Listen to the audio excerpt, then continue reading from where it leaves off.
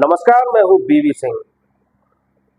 नई सरकार बनने के बाद से राष्ट्रीय स्वयंसेवक संघ ने अहंकार शब्द को लेकर एक अभियान शुरू कर दिया है।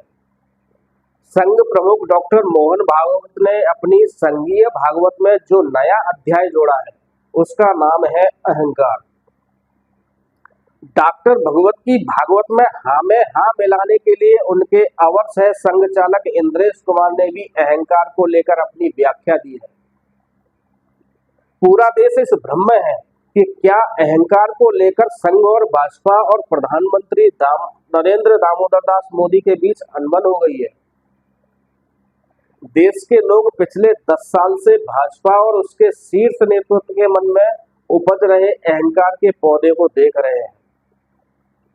यह अहंकार अब वट वृक्ष बन गया है। संघ को तो ये अहंकार का ये वट वृक्ष अच्छा लगता है, लेकिन देश की जनता को ये अच्छा नहीं लगता।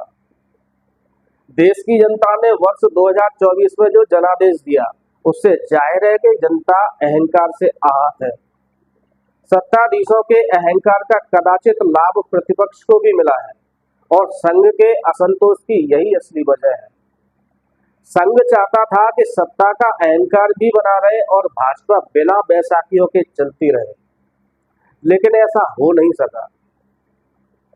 देश का विपक्ष अहंकार के इस मुद्दे को अपना हथियार बनाए, इससे पहले ही संघ ने खुद इस मुद्दे को अपने हाथ में ले लिया ताकि भाजपा की लंगड़ी लूली सरकार के सामने अहंकार कोई मुद्दा न बन जाए।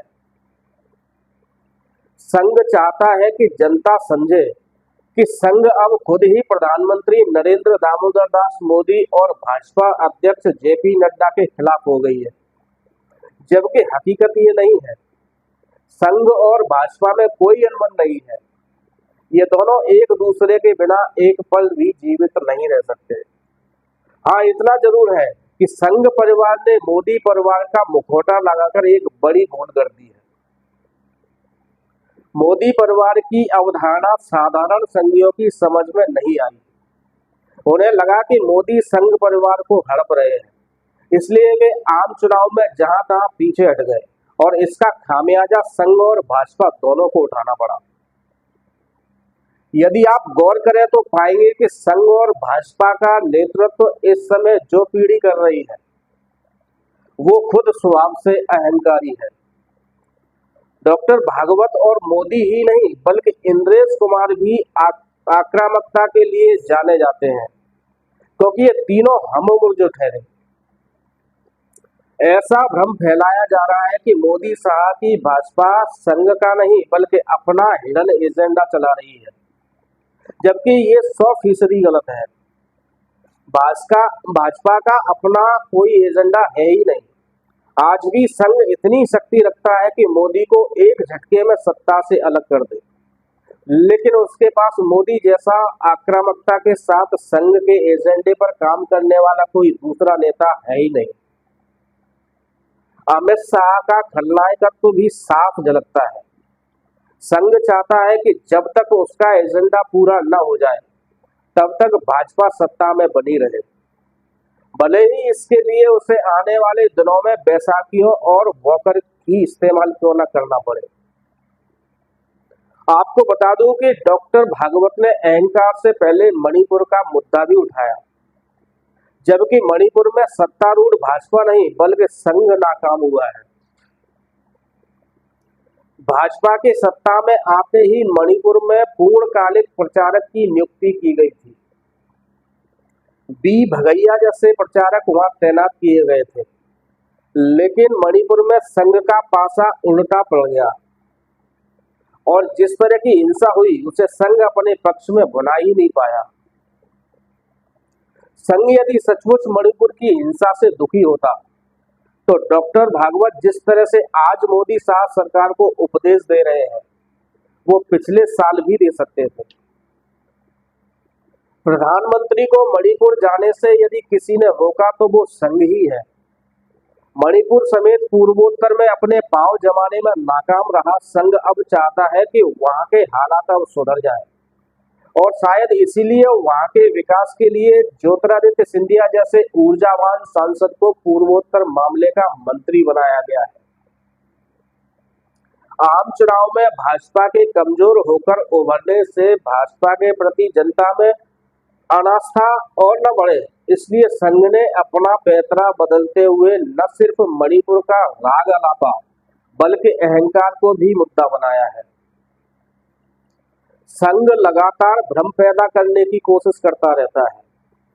संघ प्रमुख गोरखपुर में उत्तर प्रदेश के मुख्यमंत्री योगी आदित्यनाथ के साथ गुफ्तगू कर ये भ्रम भी फैलाना चाहते हैं कि संघ मोदी का विकल्प खोज रहा है, जबकि मोदी का विकल्प खुद मोदी ही है। वे हिटलर की राह पर चलते हुए बहुत आगे जा चुके हैं और संघ यही चाहता भी था। दरअसल मोदी ने वो कर दिखाया जो गुरु गोवलकर भी नहीं दिखा पाए थे। मोदी से पहले अटल बिहारी वाजपेयी को भी संघ ने मौका दिया था, किंतु प्रधानमंत्री के रूप में वे मोदी की तरह संघ की कार्यसूची पर काम नहीं कर पाए। उल्टे उन्होंने सत्ता में वापसी का मौका भी गंवा दिया। आने वाले दिनों में आप देखेंगे कि भाजपा और संघ मिलकर देश को उसी दिशा में आगे धकेलेंगे जो पहले से तय है। संसद में शक्ति कम होने की वजह से संघ और भाजपा की यात्रा की रफ्तार थोड़ी धीमी जरूर हो सकती है, लेकिन ये रुकने वाली नहीं है। संघ आम चुनाव में घायल हुए मोदी और अमित शाह की जोड़ी की मरहम पट्टी खुद ही कर उन्हें पीछे से ताकत देने का काम करता रहेगा और ये भ्रम भी बनाए रखेगा कि भाजपा और संघ में अनबन है। ये बात सही है कि प्रधानमंत्री मोदी जैसे कुछ नेता अत्यधिक अहंकार के कारण विश्व का परम सत्य जानने की कोशिश करते हैं। वे खुद को अविनाशी घोषित कर नर से नारायण बनने की इच्छा रखते हैं, परमात्मा से भी ऊपर ब्रह्म बनना चाहते हैं, लेकिन स्वयं के भीतर की आत्मा को परमात्मा का अंश भी नहीं मानते हैं।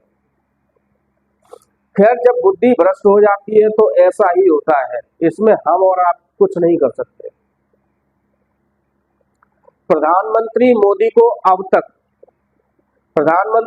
को अब तब तक अविनाशी बने रहना पड़ेगा जब तक कि वे स्वयं ही अपने आप को भस्म नहीं कर लेते। उन्हें नाचना सिखाने वाले ईश्वर कब मोहिनी बनकर खुद उनसे ही उनके सर पर उनका हाथ रखवाकर उन्हें भस्म होने के लिए विवश कर देंगे, ये न संघ जानता है और न दूसरा कोई और। एक बात और कि भाजपा को राम जी ने कोई नुकसान नहीं पहुंचाया। भाजपा को जो नुकसान पहुंचा है वो इस देश की जनता की ओर से पहुंचा है, वो भी जनादेश के रूप में। इंद्रेश कुमार का ये कहना बिल्कुल गलत है कि राम जी ने भाजपा को या अहंकारियों को 242 सीटों पर लाकर दंडित किया है। राम जी तो बड़े उदार हैं, दयालु भी हैं, वे ऐसा क्यों करेंगे? फिर भी इंद्रेश कुमार को लगता है कि राम जी ने भाजपा को इंद्र के पुत्र जयंत की तरह सीता जी के पैर में चोंच मारने की सजा एक आंख फोड़कर दी है, तो ठीक है। वैसे डॉक्टर भागवत हो या इंद्रेश कुमार, दोनों ने रामचरितमानस पढ़ी है।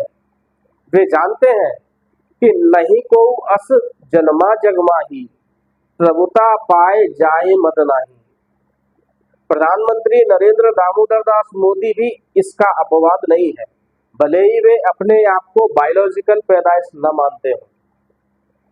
वैसे आप चाहें तो कहीं भी लिख कर रख लीजिए कि मोदी को अहंकार से बचने की सलाह देने वाले इंद्रेश कुमार ही मोदी की पसंद से संघ के अगले अलंबरदार बनने वाले हैं। नमस्कार।